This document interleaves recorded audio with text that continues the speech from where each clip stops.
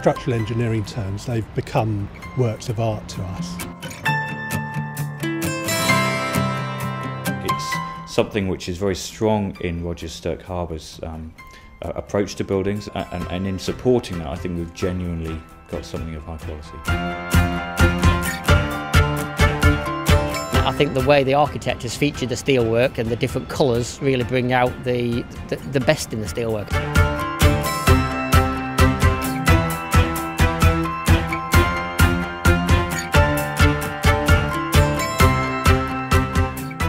The perimeter bracing is attached to the building at what we call node points, and these are arranged on a 6-storey interval vertically and 3 stories horizontally. The actual forces are transmitted, the wind forces for example, act on the building itself, and they're transferred into the bracing system by these cantilever spindles.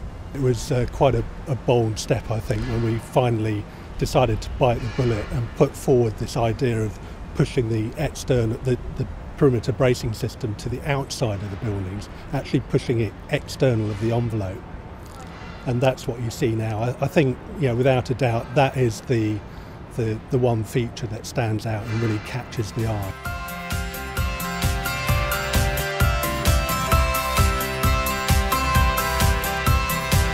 To be frank, we didn't set out with a brief to the architect saying do something with steel. Those ideas came from the architects and the engineers. But we grabbed hold of it, basically, and saw with Roger Stirk Harbour that the expressed external steel gave the buildings a real strong character. They tied the buildings together, quite literally, excuse the pun, and gave a sense of place to every location within development.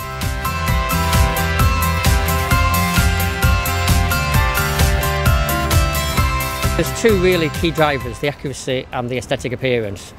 And being a composite building where the steel and concrete have to work together, that put pretty special demands on the way the steelwork had to be fabricated and then put together on site.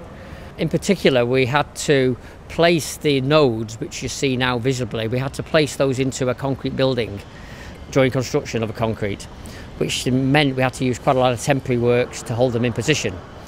It was essential that after the concrete had been cast, that the nodes were in the exact location. And we even went to the extent of doing a complete trial of that in our factory in Bolton, where we mocked up the node, set it up on temporary works, and then gave it a bit of knocking around of it with a crane to make sure that whatever happened on site, the node would remain in the right position during the subsequent works.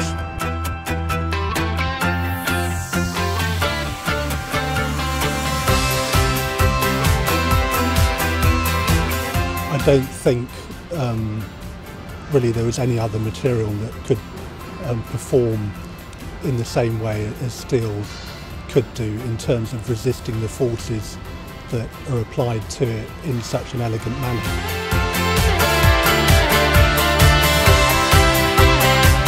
It gave a real clarity to the buildings.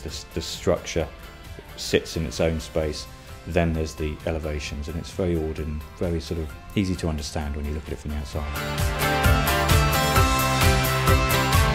What's really nice is that I think the general public, who don't normally see or appreciate the steelwork in any project, has a chance to walk up and touch it and see it at close quarters.